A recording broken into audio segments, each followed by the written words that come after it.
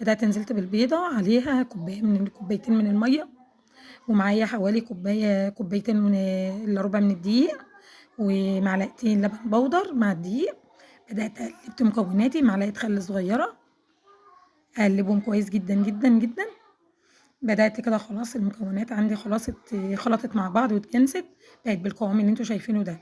بابدأ كده خلاص معايا طاسة على النار، باسيبها ترتاح طبعًا 10 دقايق، وعلى طاسة على النار باسخّنها، وابدأ أنزل بالكريب بتاعي لحد ما يلم بالطروف كده. بابدأ خلاص كده الكريب بتاعي كده جاهز إني أقلبه للوش التاني. قلبته بالشكل اللي أنتم شايفينه كده، بالشكل ده، تمام.